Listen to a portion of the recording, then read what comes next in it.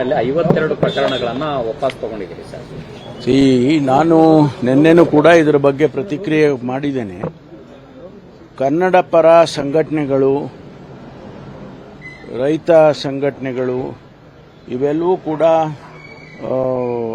ಅನೇಕ ವರ್ಷಗಳಿಂದ ಅವ್ರ ಮೇಲೆ ಕೇಸ್ಗಳಿದ್ದಂತನ್ನ ರೆಪ್ರೆಸೆಂಟೇಷನ್ ಮಾಡ್ತಾಲೇ ಇದ್ದರು.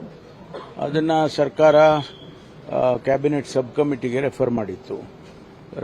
ಸಬ್ ಕಮಿಟಿಯಲ್ಲಿ ಪ್ರತಿಯೊಂದು ಕೇಸನ್ನು ಕೂಡ ಇಂಡಿವಿಜುವಲ್ ಆಗಿ ಚರ್ಚೆ ಮಾಡಿ ಇದು ವಾಪಸ್ ತಗೊಳ್ಬೋದು, ಕಾನೂನಾತ್ಮಕವಾಗಿ ಇದಕ್ಕೆ ವಾಪಸ್ ತಗೊಳ್ಳೋಕೆ ಅವಕಾಶ ಇದೆ ಅಂತ ಹೇಳಿ ಅದನ್ನು ಕ್ಯಾಬಿನೆಟ್ ಸಬ್ ಕಮಿಟಿ ತೀರ್ಮಾನ ಮಾಡಿತ್ತು. ಸುಮಾರು 52 ಕೇಸ್ಗಳು ವಿವಿಧ ಸಂಘಟನೆಗಳು ಇಡೀ ರಾಜ್ಯದಲ್ಲಿ ಅದನ್ನು ಕ್ಯಾಬಿನೆಟ್ ಮುಂದೆ ನಿನ್ನೆ ಇಟ್ಟಿತ್ತು. ಅದು ನಿನ್ನೆ ಕ್ಯಾಬಿನೆಟ್ ತೀರ್ಮಾನ ಮಾಡಿದೆ, ಅವುಗಳನ್ನೆಲ್ಲ ವಾಪಸ್ ತಗೊಳ್ಬಹುದು. ಲಾಡ್ಲೆ ಮಶಾಕ ದರ್ಗಾದ ಪ್ರಕರಣ ಇದೆಯಲ್ಲ ಸರ್, ಅದು ಯಾವ ಆಧಾರಿತವಾಗಿ ಯಾವ ಮಾನದಂಡಗಳ ಮೇಲೆ? ಡೀಟೇಲ್ಸ್ ನಾನೇನು ಹೇಳೋದಕ್ಕೆ ಹೋಗೋದಿಲ್ಲ. ಅದು ಕ್ಯಾಬಿನೆಟ್ ನಿರ್ಧಾರ ಆಗಿದೆ, ಅದನ್ನು ವಾಪಸ್ ತಗೊಳ್ಳೋದಕ್ಕೆ. ಯಾಕಂದ್ರೆ ಸರ್ ಆ ಪ್ರಕರಣದಲ್ಲಿ ಪೊಲೀಸರ ಮೇಲೇನೂ ಕೂಡ ಅಲ್ಲಾಗಿತ್ತು, ಅಧಿಕಾರಿಗಳು ಅದೆಲ್ಲ ಪರಿಗಣಿಸಿ ಅದೆಲ್ಲ ಚರ್ಚೆ ಮಾಡೇ ಅವರು ತೀರ್ಮಾನ ಮಾಡಿರೋದು. ಏಕಾಏಕಿಯಾಗಿ ತೀರ್ಮಾನ ಮಾಡಿಲ್ಲ, ಅವೆಲ್ಲ ಚರ್ಚೆ ಮಾಡಿ ತೀರ್ಮಾನ ಮಾಡಿದ್ದಾರೆ. SIR ವಿಚಾರದಲ್ಲಿ ಕೋರ್ಟ್ಗೆ ಹೋಗ್ಬೇಕು ಅನ್ನೋದು ಏನು ಚರ್ಚೆ ಆಯ್ತಾ ಸರ್? ಕೋರ್ಟಿಗಲ್ಲ, ನಮ್ಮ ಶಾಸಕರು ಕ್ಷೇತ್ರಗಳಲ್ಲಿ ಅದನ್ನೆಲ್ಲ ಏನು ಅವರು ಸಿಸ್ಟಮ್ಯಾಟಿಕ್ ಆಗಿ ಮಾಡೋದಕ್ಕೆ ಹೊರಟಿದ್ದಾರೆ, ಅದನ್ನೆಲ್ಲ ಮಾನಿಟರ್ ಮಾಡಬೇಕು. ಸರಿಯಾದ ರೀತಿಯಲ್ಲಿ SIR ಮಾಡೋದಕ್ಕೆ ನೀವು ಕೂಡ ಭಾಗಿಯಾಗಬೇಕು ಅಂತೇಳಿ ಸೂಚನೆ ಕೊಟ್ಟಿದ್ದಾರೆ. ಅದೆಲ್ಲ ಸಚಿವರು, ಜಿಲ್ಲಾ ಸಚಿವರುಗಳು ಕೂಡ ಅವರವ್ರ ಜಿಲ್ಲೆಯಲ್ಲಿ ಅದನ್ನೆಲ್ಲ ಅಬ್ಸರ್ವ್ ಮಾಡಬೇಕು ಅಂತ ಹೇಳಿದ್ದಾರೆ. ಅದನ್ನು ಮಾಡ್ತೇವೆ.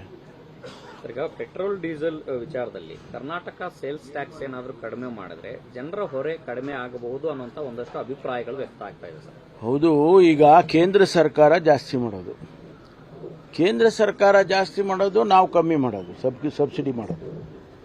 ಎಲ್ಲಿಗೆ ಇದು ಸಾಧ್ಯ ಇದೆ?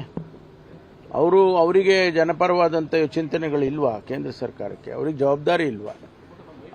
ಅವರೇ ಅಬ್ಸರ್ವ್ ಮಾಡ್ಕೊಳ್ಬೇಕು ಇದನ್ನೆಲ್ಲ. ಅದು ಬಿಟ್ಟು ರಾಜ್ಯ ಸರ್ಕಾರಗಳಿಗೆ ಮೇಲೆ ಈಗಲೇ ಅನೇಕ ಯೋಜನೆಗಳಲ್ಲಿ ಅದು ಮನ್ರೇಗಾ ಇರ್ಬೋದು, JJM ಇರ್ಬೋದು, ಅಥವಾ ನಮಗೆ ಬರ್ತಕ್ಕಂಥ ಟ್ಯಾಕ್ಸು ಡೆವಲ್ಯೂಷನ್ನಲ್ಲಿ ನಮಗೆ ಕೊಡುವಂಥದ್ದನ್ನು ಸರಿಯಾದ ರೀತಿಯಲ್ಲಿ ಸಮರ್ಪಕವಾಗಿ ಕೊಡದೇ ಇರ್ಬೋದು. ಇದೆಲ್ಲ ಮೊದಲೇ ನಮ್ಮ ಮೇಲೆ ಹೊರೆ ಇದೆ. ಅದ್ರ ಜೊತೆಗೆ ಮತ್ತೆ ನೀವು ಪೆಟ್ರೋಲ್ ಡೀಸೆಲ್ ಇದನ್ನು ನೀವು ಮಾಡಿ ಅಂತ ಹೇಳೋಕ್ಕಾಗತ್ತೆ ಅವ್ರಿಗೆ? ಅವರು ಜವಾಬ್ದಾರಿಯುತವಾಗಿ ಸರ್ಕಾರ ನಡೆಸ್ತಕ್ಕಂಥವ್ರು ಕೇಂದ್ರದಲ್ಲಿ ಮಾಡಬೇಕಾದ್ರೆ ಮುಂಚೆನೇ ಯೋಚನೆ ಮಾಡಬೇಕು. ಇದೆಲ್ಲ ಎಷ್ಟು ಸಾರಿ ಮಾಡಿದ್ದಾರೆ.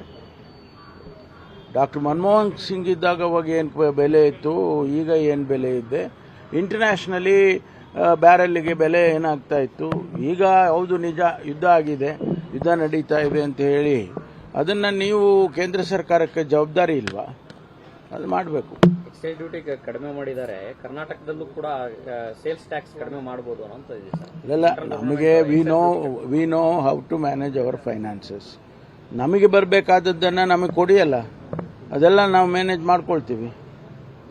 ಈಗ ಮನ್ರೇಗಾ ಯೋಜನೆ ನಾವೇ ಅವರು ಹಣ ಕೊಡೋದಿಲ್ಲ, ನೀವು ಮಾಡಬೇಕು 10% ಅಷ್ಟೇ ಅಂತ ಹೇಳುವಾಗ ನಾವೇ ಮಾಡ್ತೀವಿ ಅಂತ ಹೇಳಿ ಹೇಳ್ಕೊಂಡಿದ್ದೇವೆ. ಈಗ ಅದರ ಹೊರೆ ಯಾರು ಮಾಡೋದು?